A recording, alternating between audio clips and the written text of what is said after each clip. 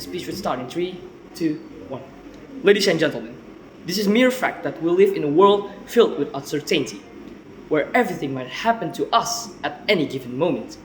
So imagine, you are told to move because of a disaster that might have happened in your town.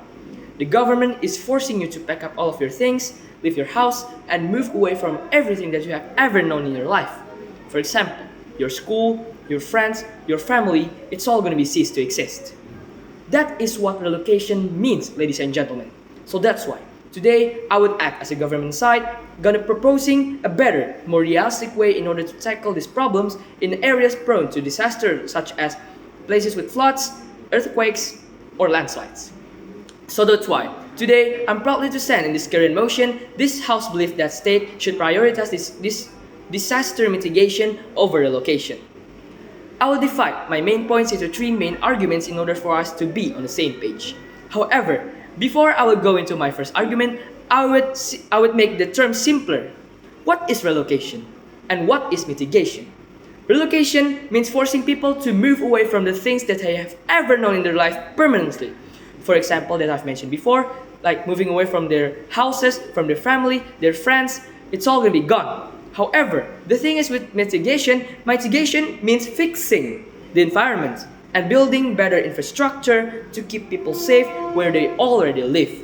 So instead, rather than just leaving all of the environment that the certain people that living in a certain area to live, instead, in mitigation, focus to fix it. For example, education can be an act of mitigation. The government could just give the education to a certain people that are living in a respective area that are prone to a certain disaster in order for them to know what type of disaster that are about to dealing with and how could they deal with it. So that's why I believe that mitigation could be an act to fix. My next example would be it can also in the form of building sea walls in order to tackle problems such as tsunamis or floods. It can also making buildings earthquake proof in order to tackle earthquake problems or just simply planting trees to stop landslide. So I believe that the government should spend its money making communities safer rather than tearing them apart by doing relocation. So now let's jump into my first argument is about how people survive and make a living. Ladies and gentlemen, I believe that people do not live in a specific area by accident. For example, fishermen live near the sea, farmers live near the rice field, and the factory workers live near their jobs. If the government forces an entire community to relocate, you do not just move their bodies, you also destroy their livelihoods, their jobs, and anything that supports their lives. Let's say that certain fisherman is relocated to a city far away from the ocean. That way, the fisherman cannot do its job and his economic would have been falling. And another example is that, let's say, the farmer that I've mentioned before was moved to a certain rocky mountain hill far from the farm. That way, the farmer cannot farm anymore.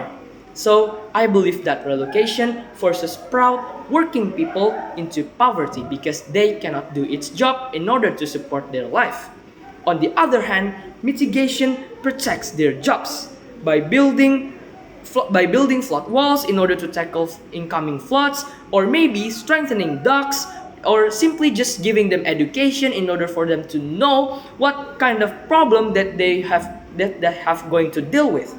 By that, the government can keep the fishermen safe, the farmers, the factory workers get also safe, and allows them to keep earning money to feed their families and the one that they love.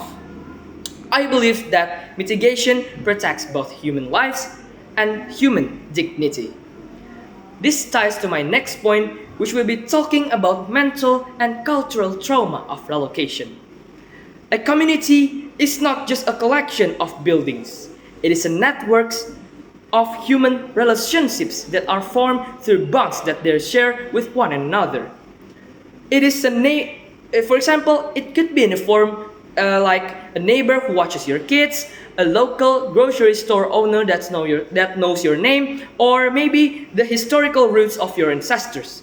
However, when a government forces those people to move, these networks are going to be cut off and shattered. Studies show that forced relocation causes massive mental stress, depression, and loss of cultural identity. People are usually moved into a cheap, crowded public housing where they feel like strangers. However, with mitigation going to avoid all of this tragedy. It respects the fact that all people actually love their homes. I myself love my home. I believe that if I stay in my home, I'll feel loved and I will be cherished with my family. However, if I going to be relocated somewhere else, not only I would be separated to my family, I would also feeling down because I would have not been cherished by my family. So by that means, mitigation also upgrades those homes by the infrastructure that the government have built in order to tackle the problems of the disaster, so they can withstand with the forces of nature. My next point would be is about economics and reality. Relocation might sound as an easy fix and a perfect solution.